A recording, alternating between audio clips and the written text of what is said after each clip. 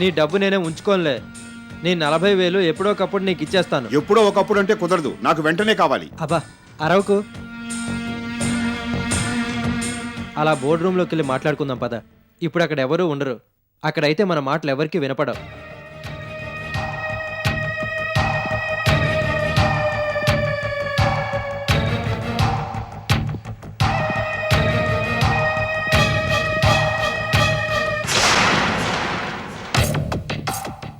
అయితే ఇప్పుడు ఏమంటావు?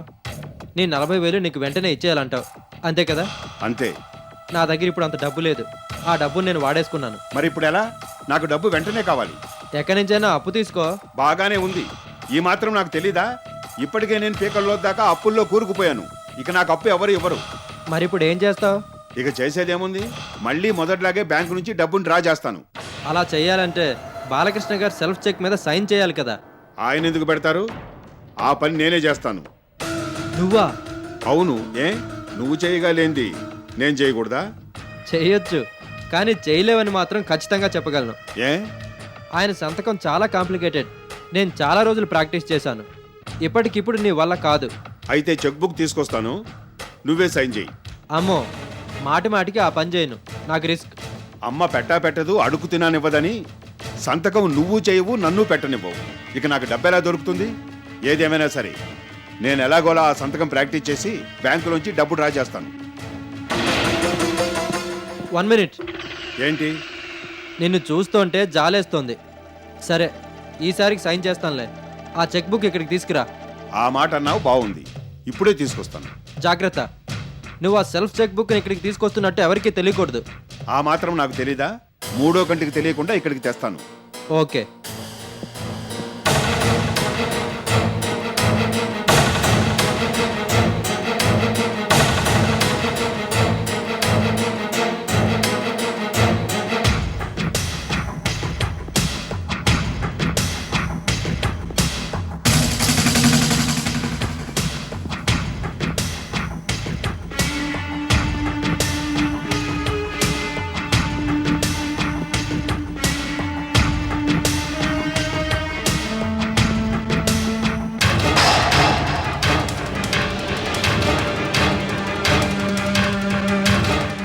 తీసుకో.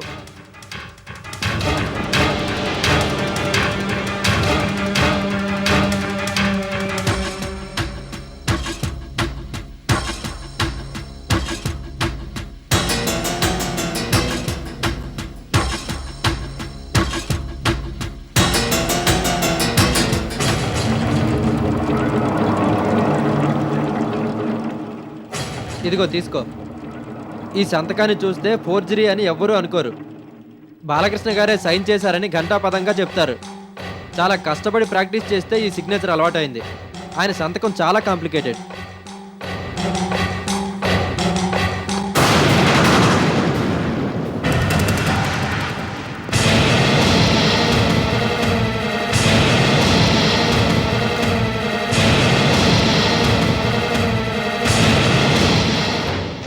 ఏది ఆ చెక్ ఇలా ఇవ్వు.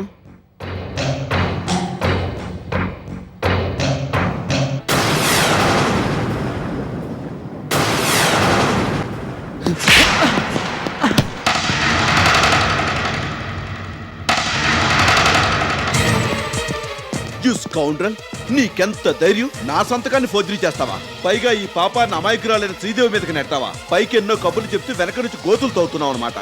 నిన్ను వదిలిపెట్టకూడదు. వెంటనే పోలీసులకు కబురు చేస్తాను. వెంటనే వెళ్ళి పోలీసులు ఫోన్ చేయి. ఇక్కడ జరిగిందంతా నేను వాళ్ళకి క్లియర్గా ఎక్స్ప్లెయిన్ చేస్తాను. అలాగే సార్.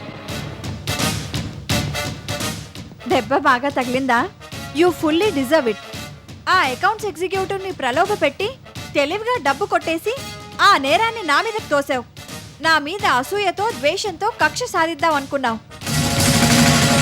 ఇప్పుడు అదే అకౌంట్స్ ఎగ్జిక్యూటివ్ ని నా వైపుకు తిప్పుకుని నేను ఈ ఎదురు డ్రామా ఆడించాను. ఎలా ఉంది నా దెబ్బ? ఆ అకౌంట్స్ ఎగ్జిక్యూటివ్ కి పెళ్లి కావాల్సిన అమ్మాయి ఉంది. నేను వెళ్ళి ఆవిడ్ని కలిశాను. జరిగిందంతా చెప్పాను. అన్యాయంగా నా మీద నింద పడిందన్నాను. ఆవిడంతా విని చాలా బాధపడింది. తన తండ్రితో మాట్లాడింది. ఎలాగైనా నాకు న్యాయం చేయమని గట్టిగా చెప్పింది. అన్యాయంగా సంపాదించిన డబ్బుతో తన పెళ్లి జరిపించొద్దు అంది. ఎటువంటి పరిస్థితుల్లోనూ నాకు న్యాయం జరిగేదాకా పెళ్లి చేసుకోనని గట్టిగా చెప్పేసింది. దాంతో ఆ అకౌంట్స్ ఎగ్జిక్యూటివ్ గత్యంతరం లేక నా దారికొచ్చేశాడు. నిన్ను రెడ్ హ్యాండెడ్గా పట్టుకోవడానికే నేను అతను కలిసి ఇదంతా చేశాం. ఇన్నాళ్ళు నువ్వేం చేసినా చెల్లుతుందనుకున్నావు. నీకు అసలు ఎదురనేదే ఉండదనుకున్నావు. ఇవాళ నీకు దిమ్మ తిరిగిపోయే ఎదురు దెబ్బ తగిలింది కదూ. తప్పు చేశాక ఎప్పటికైనా శిక్ష అనుభవించక తప్పదు. నా నిర్దోషిత్వాన్ని నిరూపించుకునే అవకాశాన్ని నాకు ఇచ్చినందుకు చాలా థ్యాంక్స్ అంకుల్. లేదమ్మా, నేనే నీకు థ్యాంక్స్ చెప్పుకోవాలి. ఇలాంటి మేకవన్న పుల్ని పట్టించినందుకు నీకు ఈ ఆఫీస్ ఎప్పటికీ రుణపడి ఉంటుంది. నువ్వు ఈ పని చేసుండకపోతే చాప కింద నీళ్ళ ఇతను ఇంకెన్ని పాడు పనులు చేసుండేవాడో ఏమో. అనవసరంగా నువ్వు చాలా టెన్షన్కి గురయ్యో. అతని తరపున ఈ ఆఫీస్ తరపున నేను క్షమాపణ చెప్పుకుంటున్నానమ్మా. We are extremely sorry. మమ్మల్ని మన్నించు. అయ్యయ్యో, అంత మాట ఎందుకు అంకుల్? ఎవరైనా చెప్పినా మీరు నన్ను అనుమానించలేదు. అది చాలా గ్రేట్. అదే నాకు కొండంత బలాన్నిచ్చింది. మీరు నన్ను అనుమానించుంటే నేను నీరసు పడిపోయి ఉండేదాన్ని. ఇతని భరతం పట్టించగలిగి ఉండేదాన్ని కాను. ఏదేవైనా ఇవాళ నాకు చాలా సంతోషంగా ఉంది అంకుల్. ఇతని తర్వాత కూడా నన్ను చాలా హింసించాడు. ఇవాళ్టితో ఈ పీడ వదిలినట్టయింది. I'm feeling very happy and relieved. నా నిజాయితీ గురించి ఇప్పుడు ఆఫీస్లో వాళ్ళందరికీ తెలుస్తుంది. నేను ఇంతకు ముందులాగానే తలెత్తుకుని తిరగలుగుతాను. ఎప్పట్లాగానే నా పని నేను చేసుకోగలుగుతాను. అవునమ్మా, నిజంగా నీ తెలివితేటలకి నీ ధైర్యానికి హ్యాట్స్ ఆఫ్. నీ మీద నిందలు పడ్డా నువ్వు చెల్లించక స్థిరంగా నిలబడ్డావు. నీ నిజాయితీ నిరూపించుకున్నావు. Really great. ఇతని సంగతి పోలీసులు చూసుకుంటారు. నేను వాళ్ళతో తర్వాత మాట్లాడతాను. మనం వెళ్దాం పదమ్మా. Okay uncle.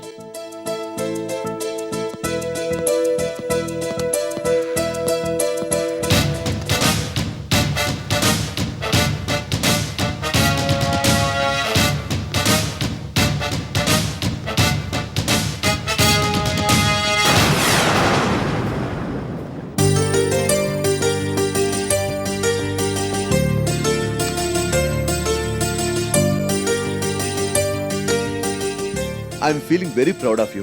నేను వెంటనే మేనేజర్ని చేసేస్తాను. ఈ ఆఫీసులో ఇలాంటి చెడపురుగులు ఇంకెవరైనా కనిపిస్తే ఏరి పారేసే. I give you my full support. Thank you uncle. Thank you very much. అన్నట్టు ఈ విషయం గురించి సుధీర్కి చెప్పకు. తెలుసుకుంటే బాధపడతాడు. నువ్వెన్ని ఇబ్బందులు పాలయ్యావని తెలిస్తే చాలా ఫీల్ అవుతాడు. ఈ ఫోర్జరీ విషయం కానీ, తన గురించి నీ గురించి రూమర్స్ వచ్చాయనే విషయం కానీ అతనితో చెప్పొద్దు. ఇప్పుడే గొడవలన్నీ సద్దుమణికి కాస్త ప్రశాంతంగా ఉంటున్నాడు. మళ్ళీ అతను డిస్టర్బ్ కావడం నాకు ఇష్టం లేదు. అందుకే నిన్ను ఇలా రిక్వెస్ట్ చేస్తున్నాను. తప్పకుండా అంకుల్. మీరు అంతగా చెప్పనవసరం లేదు. నేను ఎలాగో ఆయనకి ఇవన్నీ చెప్పకూడదనే అనుకున్నాను. ఈ విషయాలేవి ఆయనకు తెలియనివ్వను. Please relax. థ్యాంక్స్ అమ్మా. Thank you very much.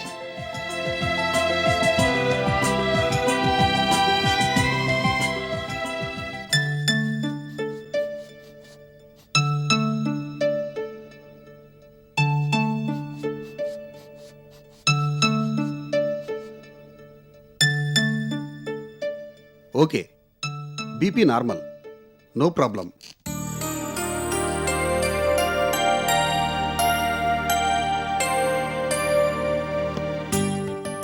మిగతా టెస్టులన్నీ కూడా నార్మల్గానే ఉన్నాయి.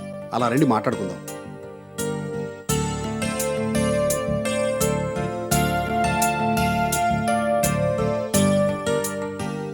It's really a miracle. మీరు చాలా త్వరగా కోలుకున్నారు.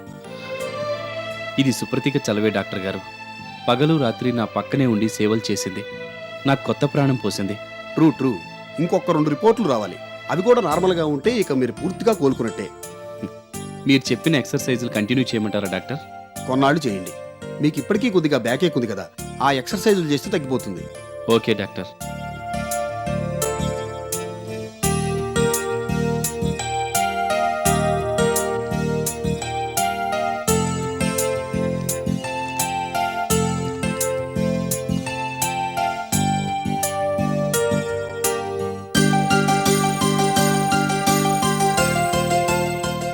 Good. Everything seems to be okay.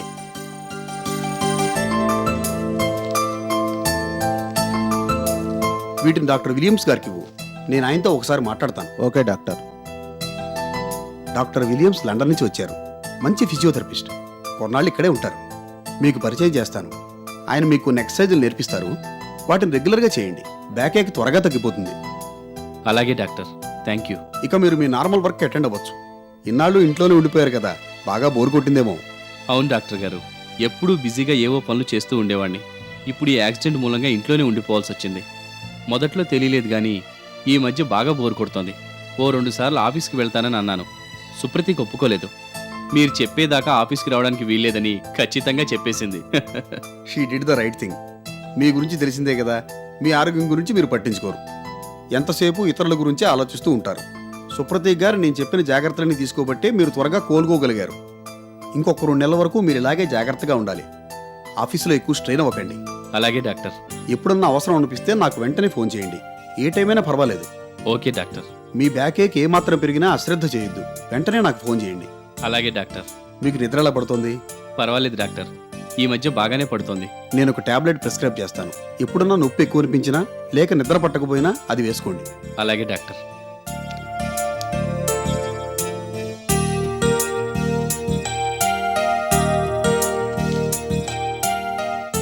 అది ఇక్కడే మన హాస్పిటల్లోనూ దొరుకుతుంది. మీరు ఇంటికి వెళ్తూ తీసుకోవచ్చు. అలాగే doctor. Wish you all the best mister Ramesh. Thank you doctor.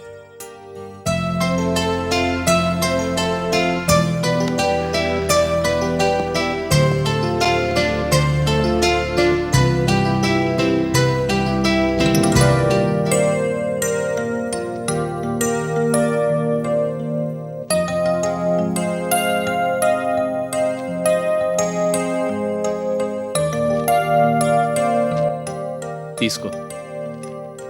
Personal files చాలా పెండింగ్లో ఉండుంటాయి కదా, వాటిని అన్నింటినీ తీసుకురా. 2-3 రోజుల్లో వెరిఫై చేసి సంతకాలు పెడతాను. Okay sir.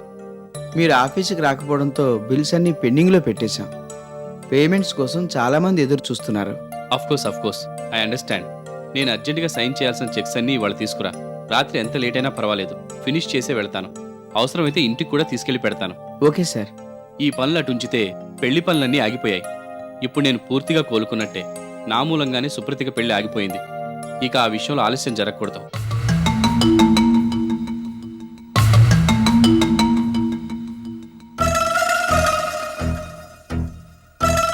ఏంటి అలా చూస్తున్నావు? అబ్బే ఏం లేదు సార్, ఏం లేదు. నువ్వేదో ఆలోచిస్తున్నావు. నాతో ఏమన్నా చెప్పాలంటే ఫ్రాంక్గా చెప్పొచ్చు. నువ్వేమాత్రం మొహమాట పడనక్కర్లేదు. అబ్బే మొహమాటం ఏం లేదు సార్. చేయాల్సిన పనుల గురించి ఆలోచిస్తున్నాను అంతే. సంతకాల సంగతి నేను చూసుకుంటానులే, దాని గురించి నువ్వు వర్రీ అవ్వద్దు. పెళ్లి పనుల గురించి ఆలోచించు. ఏ పని ఎందాక వచ్చిందో ఒక లిస్టు వేసుకుని నా దగ్గరికి తీసుకురా. Okay sir. ఆ పురోహితుడు ఎవరోనయ్యా, ముహూర్తం సరిగ్గా పెట్టలేదు, అందుకే ఆ పెళ్లి ఆగిపోయింది. ఈసారి అలా జరగకూడదు. ఇంకెవరన్నా పురోహితుడు దొరుకుతాడేమో కనుక్కో. అలాగే sir. You may go now.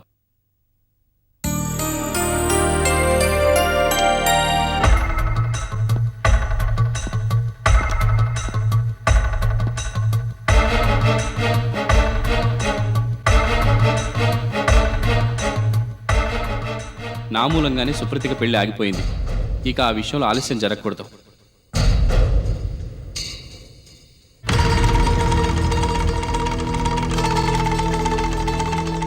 రమేషయ్య గారు మెట్ల మీద నుంచి జారి పడిపోయారు అనుకుంటున్నారు కదా మీరందరూ.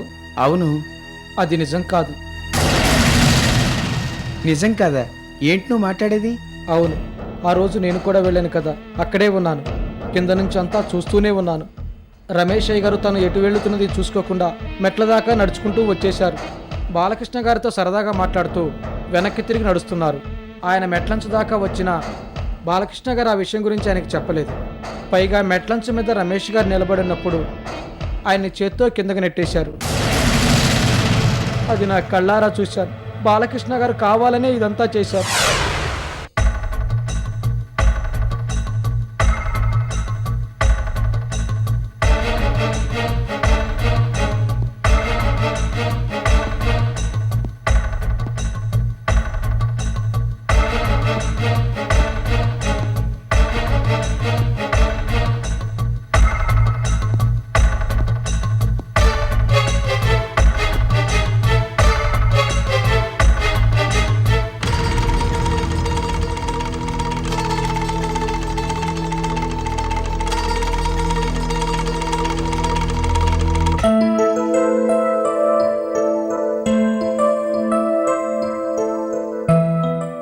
తీసుకోండి అంకుల్.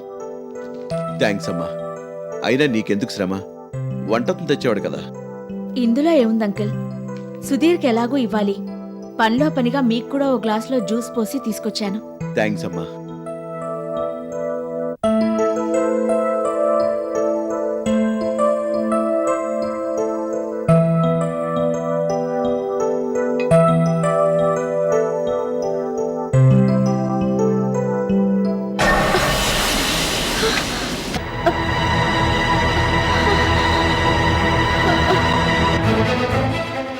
ఏంటమ్మా, ఏమైంది?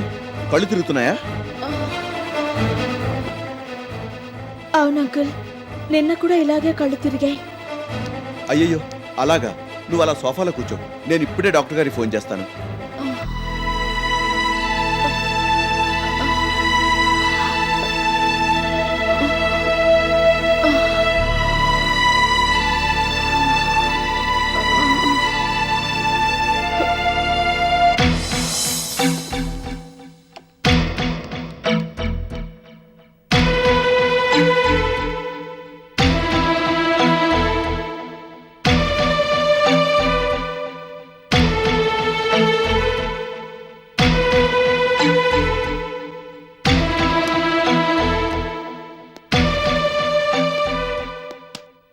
కంగారు పడాల్సిందేం లేదు సుధీర్.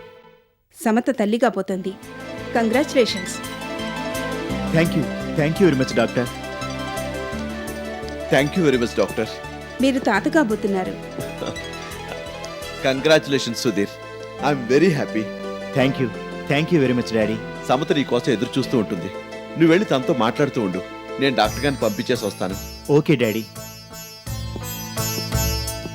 సమత ఆరోగ్యం బాగానే ఉంది కదా doctor? Yes she's perfectly all right. కాకపోతే కొన్ని జాగ్రత్తలు తీసుకోవాలి. ఇవి అందరూ తీసుకోవాల్సిన జాగ్రత్తలే. మీరు చెప్పే జాగ్రత్తలన్నీ తప్పకుండా తీసుకుంటాం డాక్టర్. సమత అమ్మగారు ఇంట్లో లేరా?